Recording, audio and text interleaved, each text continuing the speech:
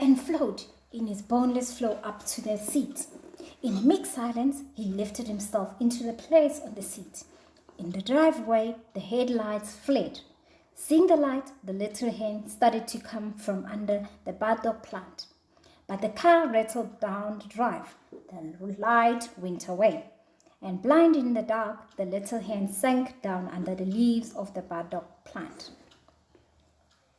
The man had come back alone, and now it was between 9 and 10 o'clock, the middle of the sunny Monday morning, and the man was still around. He seemed to be back to stay, and he did a strange thing. He carried a rocking chair and a mail order catalog from the house, and set the chair down on the packed ground in the middle of the deep barnyard. He sat down in the chair. He took the catalog from under his arm and placed it on his lap. Then he reached down, picked up the little red hen who had followed him, and set her on the catalog. He rocked himself a few lazy moments, looked at the little hen, and shook his head in amazement. "Here I thought you'd been murdered last night.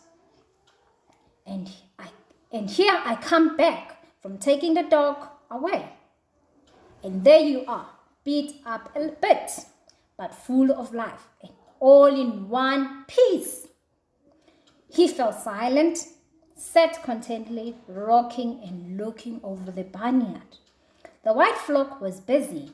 Hens were streaming up and down the long ramp. From out of the high loft hen house sang the proud crackling of many hens laying eggs. The man suddenly laughed. "I want to announce," he said slowly and importantly, "a holiday has been declared. A Sunday on a Monday holiday, mind you, and please let us be impressed. 2 Sundays in a row for me. It's an untold, unheard of a luxury. A holiday has been declared for me by the boss on the big farm." He suddenly growled. "I took that dog for such a long ride," he told the little hen. I almost got lost myself. Then on the way back, as I passed the big farm, I suddenly decided I might as well have a look at the man. And there I walked into the barn, and there are the boss and his wife admiring the new colt. And they are so impressed with me and what I did for the man. The boss tells me I've earned a whole free day. Of course, I didn't tell him I was there because of the dog.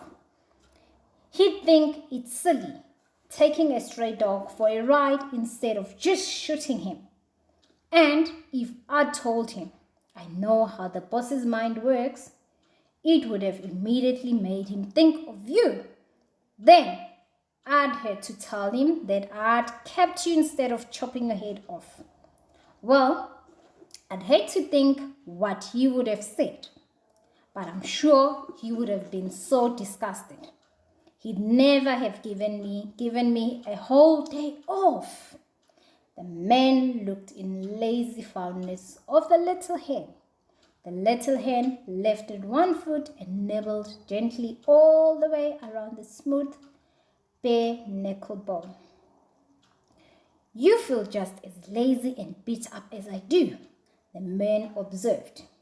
Suddenly, he drew himself around in the chair, sat staring. "Girlie," he said slowly. "If that wasn't as if I saw something big and black just as it was sneaking around the hay barn, Now, it couldn't be. I took him by such crazy twists and circles. It's just my silly conscience. That dog somehow manages to make me feel mean all over. He's so meek. If he'd only give me a dirty look when I finally shove him out of the car, but he gets out when I tell him. And there he stands on the road, It'll make me feel guilty all day. He shook off the mood, looked at the little hen standing on the catalog in his lap. Now, for the experiment, he told her. That's why I'm here in the barnyard in a rocking chair. I want you to get amongst the flock. It's safe, I promise. Today, I'm your guardian rooster. And if one of the flock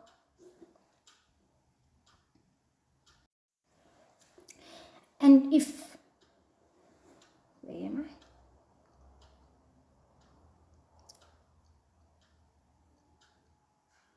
if one of the flock makes a pass at you, he'll set the little hen on the ground, pushed at her with his foot. Come on, get going on your knuckle bones. I want to see what they'll do to you for being without toes. The little hen set off and wandered towards the foot out of the ramp. At that moment, the big rooster came out of the hen house, strutted down the ramp behind him, meek and admiring. 7 hens followed him down the ramp, but the rooster saw the little red hen and stopped. All 7 wives stopped behind him. The little hen was pecking at something at the foot of the ramp. She was quite unaware of the rooster above her. But the man in the rocking chair slid to the edge of the seat, slid the chair on its runners silently over the packed ground closer to the ramp. Set ready. The rooster cleared the last 4 feet of the ramp and landed with a third right beside the startling hen. The 7 white hens ran down the ramp. The little red hen looked up at the towering rooster. Then, timidly, meekly, properly, she squatted down the dust before her lord and master. The rooster chucked angry noises at her. He dropped a threatening wing, a wing scraping the ground with a harsh, threatening sound. He trailed around the little hen, but his eye caught the gleam of the yellow kernel of corn stuck under the ramp. He immediately forgot his threats and seized the corn kernel and pushed it towards the little red hen. He proudly trapped the ground and clung to his flock to let them know about his great find. But he presented the kernel to the little hen. Out of her crotch, the little hen meekly reached for the kernel of corn. But one of the 7 hens darted in, stole the kernel from under the little hen's beak. Furiously, the little hen leaped up at the thief to force her to drop the kernel. The man in the chair grabbed up the catalog ready to hail it. But the rooster, with fine, impatiently stepped between the 2 fighting hens and, like any other referee, neatly separated them. Impatiently, he gave both battlers a stern rap with his bill. Then, taking possession of the kernel of the corn and clanging with motherly softness, he presented the prized kernel not to the little red hen, but to the thriving white hen. The disappointed little hen stood still, watched the little hen gobble the corn, then turned and ran to the man in a rocking chair as if to make a complaint.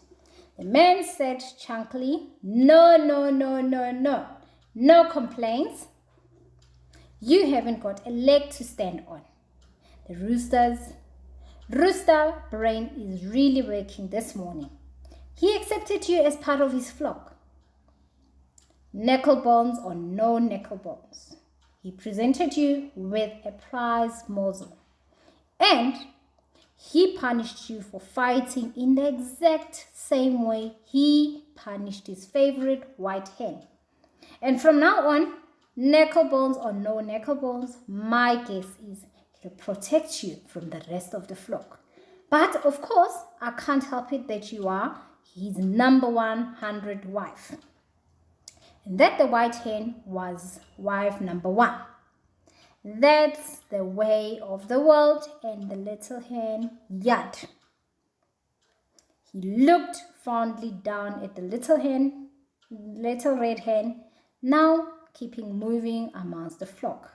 I want to see if the rest of the flock will accept you as one of them, the way the rooster did. And then I'll know you're safe. I can't keep you under a potato crate the rest of your life. The little hen wandered off. The man began looking through the mail order catalog. Suddenly, he stopped at a page, stared at it. Flippers! He told himself in amazement. Rubber flippers to strap your feet to help you swim better. They would give you a powerful stroke. He looked up and stared thoughtfully at the little hen. Now, it's silly, he told himself. You can't put duck feet on a chicken. But he got up, thumb between the pages of the catalogue. He walked over the wide doorway of the basement of the barn.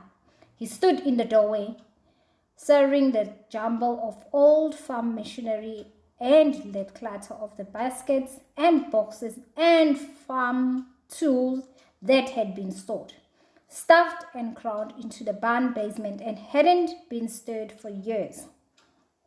Then he saw what he wanted, wound his way amongst the cumbersome machinery to the back wall of the basement and pulled down a rubber strap hanging there. Eyes on his find, mind on his plans. He made his way back to the rocking chair. Finished jackknife.